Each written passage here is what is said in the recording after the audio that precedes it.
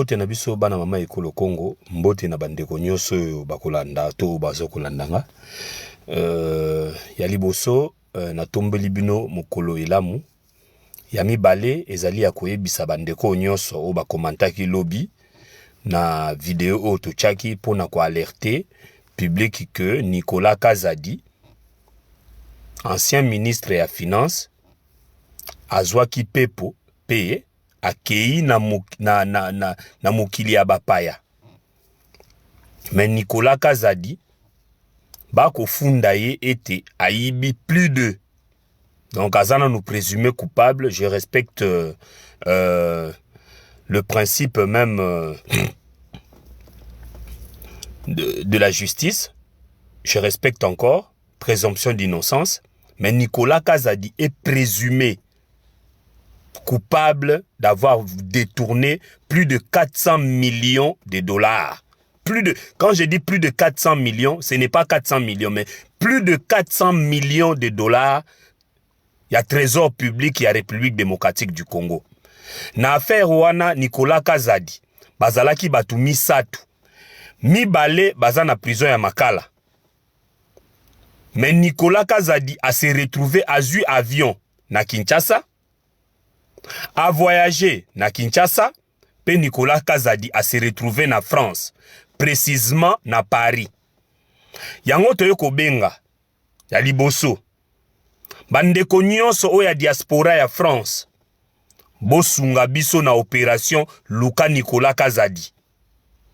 Ba association, ba fondation ya droit de l'homme, ba fondation ya lutte contre la corruption, oyo bazalaka butu moi, ba eko belela, to sengi na bino, ba association congolaise ya France, to se constituer na partie civile, ya ko porter plainte contre Nicolas Kazadi. Parce que selon les informations que nous avons, Nicolas Kazadi aurait voyagé avec un passeport français. Je répète, Nicolas Kazadi aurait voyagé avec un passeport français. Ça veut dire que les Congolais des nationalités étrangères sont en train de piller la République. À l'occurrence, oyo bauti Belgique, na oyo bauti France. Baza kopi nandambu ya États-Unis.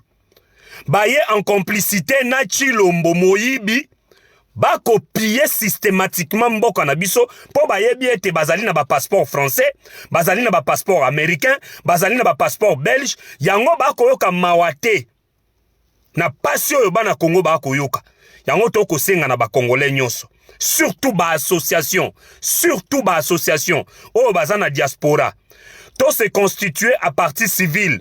To kende ko porter plainte na tribunal de Paris. Parce que tribunal de Paris, azali compétent, ya ko se saisir na dossier ya Moyibi, ya un citoyen français à l'étranger.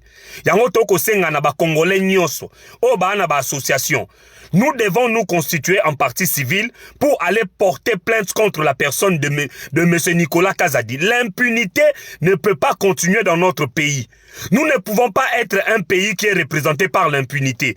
Batubaza ko iba, batubaza ko boma. Soki ba bomi, ba ibi, ba yeko bata manamboka bapaya. Donc cette fois-ci, nous devons donner un son de cloche au ezali ya ke o ibi tokolandela yo même ata libanda. Na sengi tozoko senga na groupe ya ba combattant. Na ba groupe nyonso ya ba combattant. Il est temps to organiser, to localiser ndaku ya Nicolas Kazadi. Commencer à organiser des sittings. Liboso ya veni à Nicolas Kazadi. Donc Nicolas Kazadi place à na diaspora. Nicolas Kazadi ne sera pas en paix. Parce que nous les Congolais, oyo ya yibi ba millions de dollars. Tokoti kaye na kimiate. Je pense que très bientôt, appel ya mouvement ya munene et ko salema très bientôt là, pour combattre Nicolas Kazadi awa na poto. Donc la vie de Nicolas Kazadi ne sera pas en paix. Soka kanisa kimi justice na Congo, akoki mabiso ba Congolais te na diaspora. Et nous demandons à tout Congolais, oya kozala na information ya Nicolas Kazadi, ne fût-ce que adresse ya Nicolas Kazadi, ne fût-ce que non, ata numéro ya téléphone ya Nicolas Kazadi oyo na esika oyo yazali. Tozo kosenga na ba Congolais nyonso oyo bazali na information ya positionnement ya Nicolas Kazadi ba contacter biso na lombango po toyeba ndenge nini ya kokende na préfecture oyo ya bango.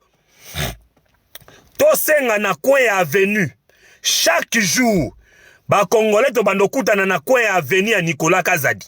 Soki kolala, soki kosala ba café na coin ya avenue ya Nicolas Kazadi.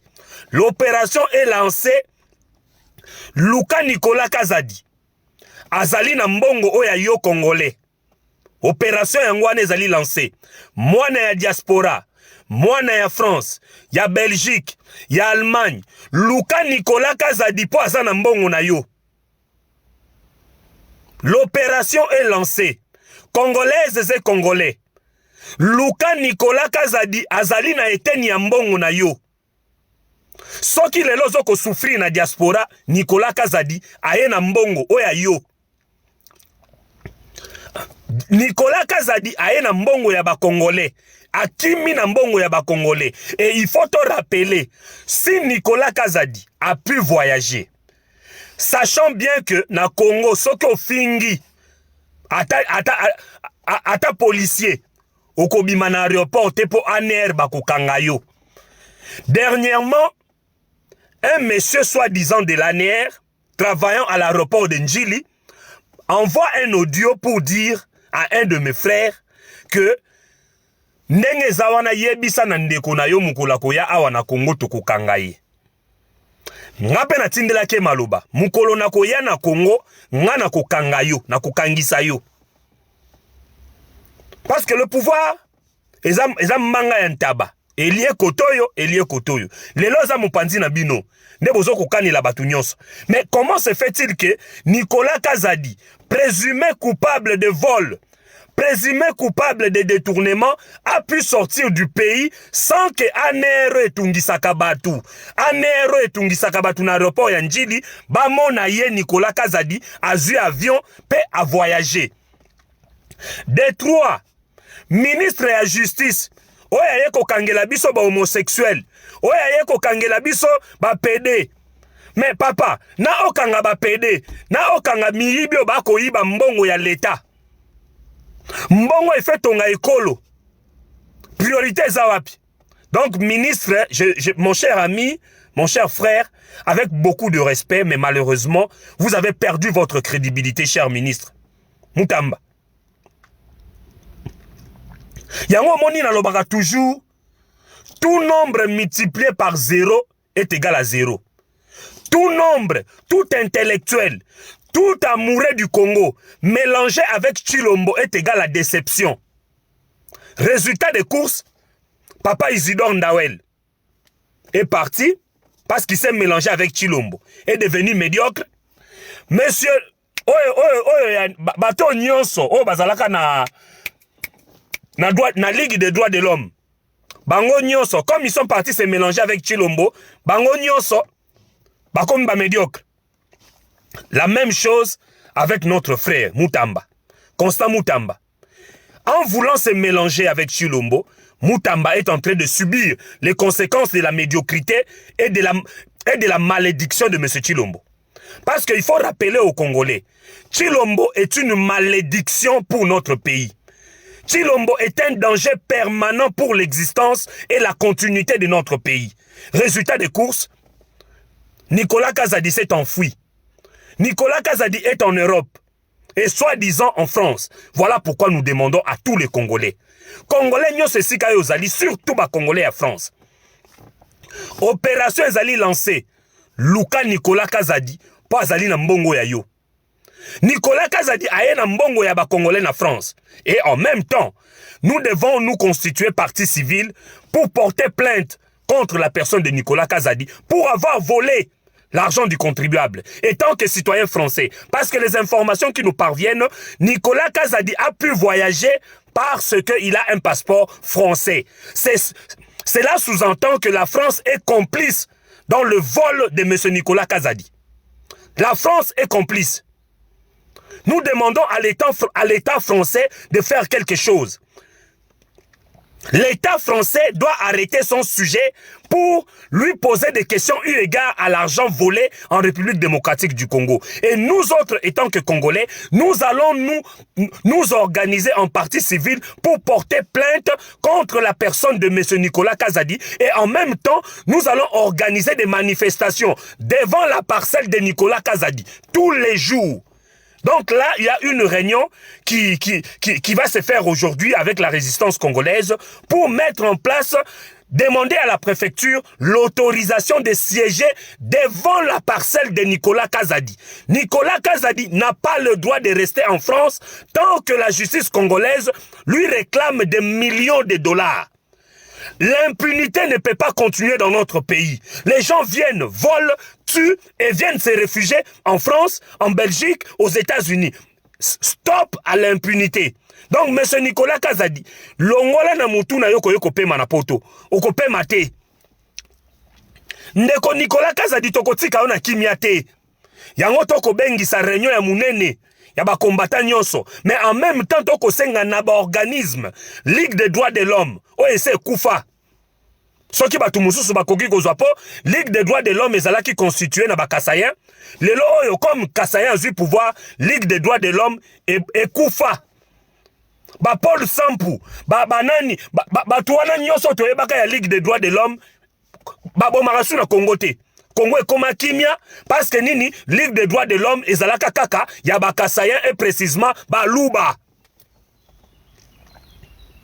Donc parce qu'on est Moulouba, il faut tokanga misu na oezoko le kanakata mboka na ba millions ba congolais bako kufa na ba mbongo eko yibama parce que faut to soutenir ndeko na biso Kasayen Moulouba.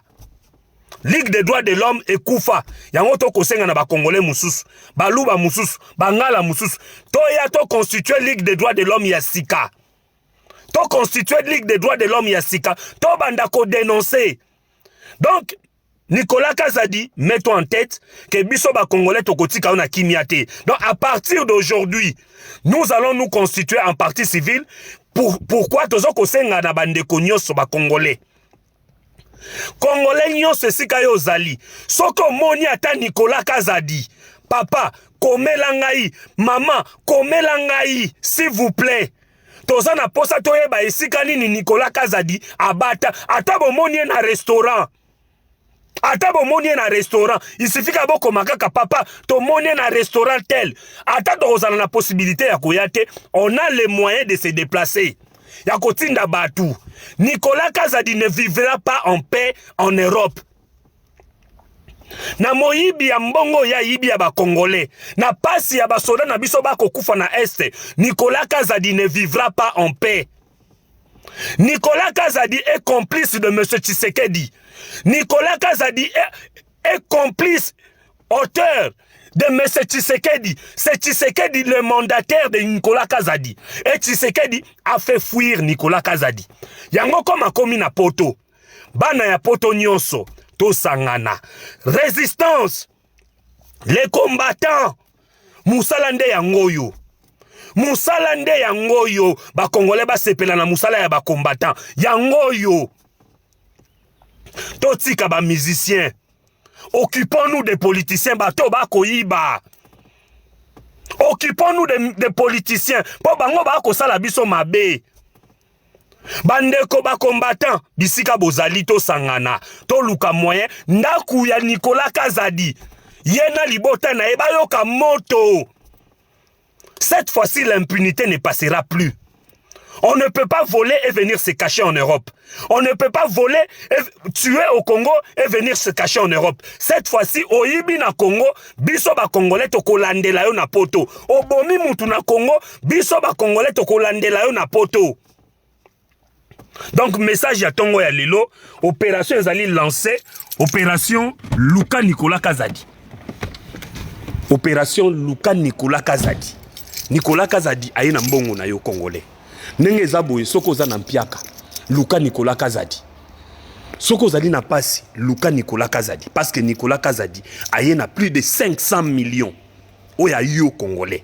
Donc opération Luka Nicolas Kazadi. Et si Kanyoso ya kobatama, Luka ye po azali na mbongo oya yo. Mbongo ezali ya yo. Luka Nicolas Kazadi. Congolais nyonso esika yo zali Luka Nicolas Kazadi. Azana mosolo oya yo. En attendant toujours causer la information na bino, ceux qui besoin ne fils kata na place nini.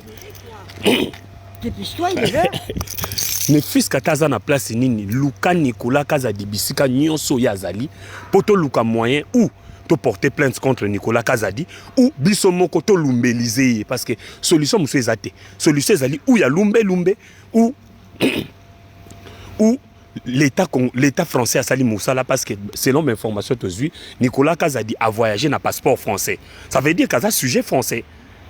Donc France, il faut à ça quelque chose. Merci.